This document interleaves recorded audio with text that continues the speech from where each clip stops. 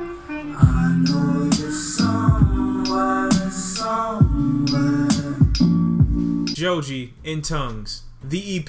Joji, aka George Miller, has finally released an EP for the masses to hopefully enjoy. Not too long after we've seen a slew of kind of scattered singles and live performances that have been put all over the internet, something that you guys so graciously have decided to continue to harass me about, is the fact that some of the songs that I listened to in my last video of Joji were live performances, and somehow I'm not supposed to, you know, think about them in good or bad terms because they're live, I guess. And I've allowed myself while listening to Joji's music to become emotionally manipulated, just to get into the music a little bit more. This somber feeling that you get as if you're at the bottom of a stomach of a whale. You know, I guess if this was Noah and he was in the whale, this would be his playlist. It's kind of hopeless and hopeful at the same time. At times depressing, but hopeful in the sense that Joji is generally talking about trying to, you know, get back with someone. There's really nothing more for me to say. I mean, we've been waiting on this EP for a minute. I'm glad it's here. I guess let's hop right into it, see what I think. I'm gonna be completely honest with you. So let's go right now. You all heard my first initial thoughts on Will He a couple weeks ago, so we're gonna listen to a little bit of it here, get into the vibe of the album, get deep, and we're gonna move on to the next song after that. Let's go. Not gonna lie, that piano makes me cry, but I'm not gonna cry because I just exfoliated. Oh no, just can you not? Can you not?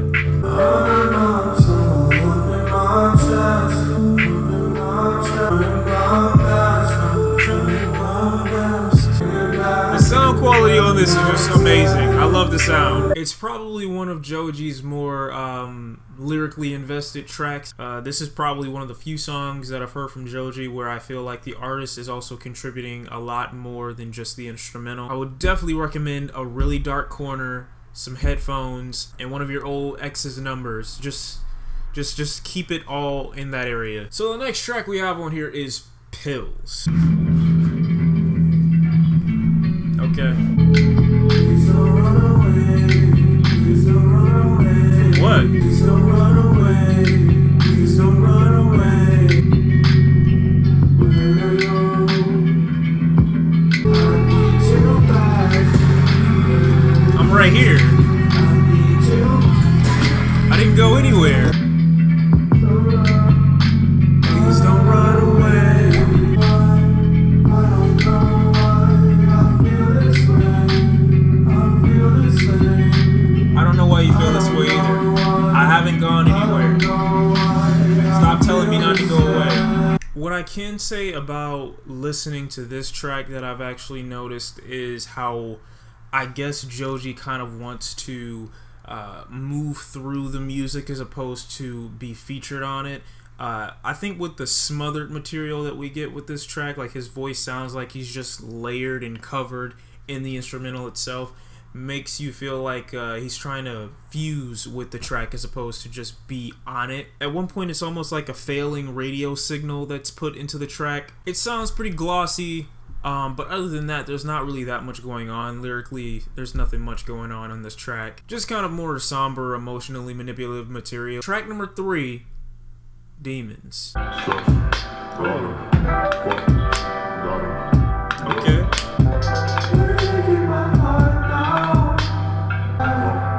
Not bad. The demons told me everything. They whispering like night. Not a cry, a promise. It's a warning, baby. I just want you to love.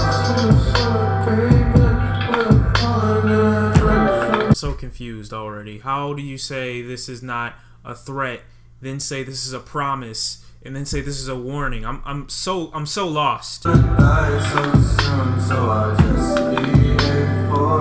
subtle flow switch up, I like that.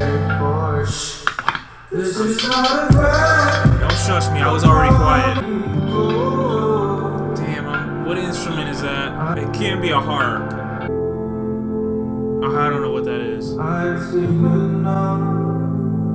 It's like piano strokes and a harp at the same time. So one thing I can say is how layered this track is. I like the transition from the formulaic bass that we've been getting for majority of the song that kind of slides over into this secondary instrumental, which I think is the piano or the harp, or maybe they're mixing together to kind of give this everlasting feeling of somber material at the end of the track. There's some really subtle ad-libs in the beginning of the track that I like too, along with I almost called him Zoe. I almost called him Joey. What is it, Joji? I feel like even though this is still lo-fi music, it's still, I feel like we're gearing more towards the alternative R&B kind of side. I can at least appreciate this from like an aesthetic point of view. It's so kind of easy to see the space or the mental place that Joji is in whenever he's making this music, because it's easy for you to go there too. And it does feel like you're kind of wrapped in chains at the bottom of some kind of river or ocean or maybe a pool or something like that. You're submerged in water, but I feel like the water is just like representation of his emotion and how he feels and all these thoughts. That's why the aesthetic is so sonically pleasing, because it fits that entire, I guess kind of wave. Still, although the track is nice and although the tracks so far have been nice, it's been more so a fusion of artist and instrumental, as opposed to me 100% just interpreting this from his own words. Track number 4 is Window. This is the one I listened to last time. I've heard this before. Don't you let out the antidote. I mentioned before I didn't like this track, so now that it's mixed, I really don't like it. So for this track, what I'm listening to, I guess what you could define as the hook when he's saying no more, I feel like this is a track where I can definitely see exactly where Joji is like holding back and not giving the most he could probably give to a track. And I don't know why that is, or why he's kind of holding back emotionally. This kind of instrumental here isn't one, although it is carrying the theme of the project so far, it's not one that is very sonically pleasing. It's a pretty basic instrumental. Joji's lyrics, from what I've seen already, are not that complex, and it's obviously some inspiration from Travis Scott's Antidote. I'm just wondering what the actual point of this track was. It's almost like he's got a rope on this song and he's intentionally holding it back. We got Bitter Fuck coming in at track number 5. 5th track. Alright, the 5th one. I find it hard to keep myself, shed my skin for everybody else. Oh, that's a good line. Made me sad, made me mean. Alright, this is good, okay. I'm a bitter fuck, we gon' be bitter fuck because of you. Just been all over me. Don't fuck with me. Don't fuck with me. I mean, what you gonna do about it? What you gonna do? Alright, pretty decent song as far as the subject matter is concerned. In the very beginning I was kind of impressed with what he was saying, because like I said, for Joji, it's not something that I'm used to getting. Lyrics that actually fully give me the idea of the song. You generally have to listen to both the song and the instrumental. Unfortunately, with this track, it's like the progression of the chord is just, it's a little weird to me. Like, it just doesn't go along with a continuously rising pace. It just kind of flatlines, goes kind of under, and then comes back in some aspects or in some regards. While I can appreciate where this song is going, I still think it fits with the point of the project, because if you are in your feelings, obviously at some point the feeling of bitterness may come up, the feeling of regret or anger may come up, and that's kind of what this song is essentially. It's also kind of hard for me to notice the guitar, because there's always some effect or compressor or any kind of extra thing added to it in post-production, as opposed to kind of shaving off some of the sounds to kind of keep it a little bit more organic. I like it. It's just odd. It's a weird song. I won't say it's a bad song. It's just a little odd. And the final track on here, we have Worldstar Money, Interlude. Did I mention I've already heard this song? I just mentioned I already heard this song. I heard this song already. still like this track to some degree. So tenderly, you watch me burn. Forget it. I'm not gonna try to keep up. So that was Joji's new EP, In Tongues. How am I feeling about it? I could see this being very hit or miss with a lot of folks, myself included. I actually had someone, Samwell Clark, make a video response to my last Joji video, and it was a very good video, talking about kind of the intricacies of what lo-fi music generally entails, like the details of it, how layered it's capable of being depending on the artist.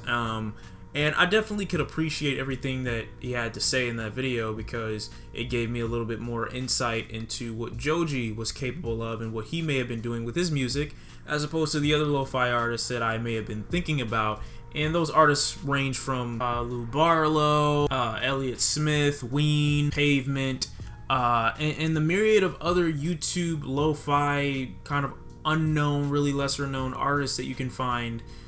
Just if you want to vibe out to something, there's tons of playlists, there's tons of compilations. There's a lot of really long videos, I believe, that just have a bunch of lo-fi music playing in the background without an artist. And I think some of the points that he made in that video were that Joji is an artist who kind of differentiates himself from the others, hinting at the fact that Joji is really, I guess, being transformative within this genre by utilizing his own voice as opposed to constantly using sample, looping a drum or looping one instrument and kind of carrying that out through the entire track. And while I can agree with that, I can't help but kind of get this feeling that Joji is just almost afraid of putting himself out there. You know, I think the lo-fi genre is something that is extremely diverse because we have lo-fi in terms of hip-hop, lo-fi in terms of somber music, which is the category that Joji kind of maintains. I didn't say he owned that genre or owned that specific part of it, but it's kind of what he's popularized himself in. And I think now that I've listened to his music with that thought process in mind, I can definitely see where his music is separate from the tons of other lo-fi artists. So I can't necessarily say that his aesthetic is something that you could only get from him, but I would say that he is definitely helping to transform the core or shift the core components or the main ingredients of what a lo-fi song is supposed to have by, you know, maybe making artists who are in this genre feel like they can kind of incorporate themselves or fuse themselves or lay themselves onto the track to make it sound good as well, kind of putting a stamp on it and making it so that you are the highlight of it. I mean, if you are kind of passionate about this kind of music, I would rather fuse myself with the track, use my own voice as opposed to using a sample or using somebody else. The thing about Joji on this EP is that there isn't really that much going on aside from Will He. I do like the fact that there are some vocal acrobatics here, and Joji at least tries to switch up the way he sings on a lot of these tracks. Each track sounds different from the last, even if it does carry the same theme. But when you get to tracks like Worldstar Money and you get to tracks like Window, I find it hard to say that Joji is on this path of constantly pushing this envelope or constantly evolving this sound or his sound specifically within this genre, because it feels like he falls into some of the same old habits even if he does have a really good moment, like on Will He. Will He is a beautiful track to me. It's a really amazing song when it comes to Joji's vocal acrobatics and control. He's perfectly laid himself next to the track without letting the track overshadow him. But where I say he falls into some of those same old habits is a track like Window, where he kind of literally, it feels like you can literally hear him holding himself back from trying to step outside of his vocal range, trying to experiment, having a really simple, basic beat in the background, referencing other singers' lyrics. It's just, it doesn't feel like he's maintaining this conscious effort of pushing the envelope. It just feels like this is something that he randomly does, and these are the great moments that we get on the EP, like Will He, or I even like Demons on here. I guess my bigger point is to say that he's not doing something, at least not with this EP, aside from tracks like Will He and Demons, and even I throw bitter fuck in there, is to say that he isn't doing things that other artists I feel are incapable of. Not necessarily that he's not pushing the envelope, because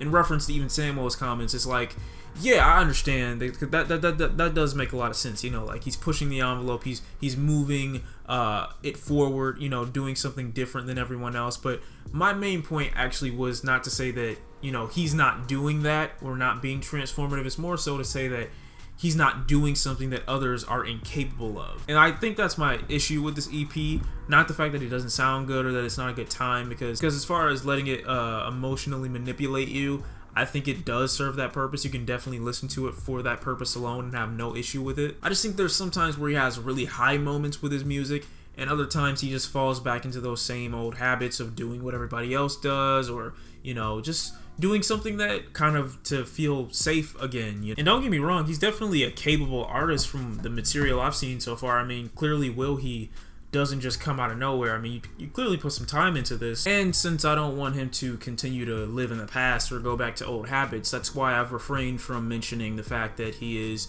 Pink Guy or FilthyFrank, because I do want him to be his own artist and disassociate himself from the brand that he's created. But that's really all I would have to say about this EP. It's nothing that I think is crazy enough for me to continue listening to, other than certain tracks, which at the very least, if it's half that I really like about this project, and when you get to the other side, it's just nothing that I really need to talk about. You know, it's just kind of there. They fill up space. They keep the vibe of the album, but they can easily be skipped or overlooked, in my opinion. The EP so far is what I would describe as an orgasm that took you 45 minutes to get to.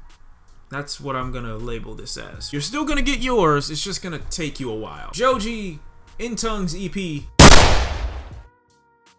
Thank you all for watching. I'll see you in the next one. Hope you enjoyed the video. Hope you enjoyed this EP. If you did, please keep bumping it. My opinion means nothing. If you really love it, then love it. Suck it. Fuck it. And I'm out. I'll see you next time. Peace.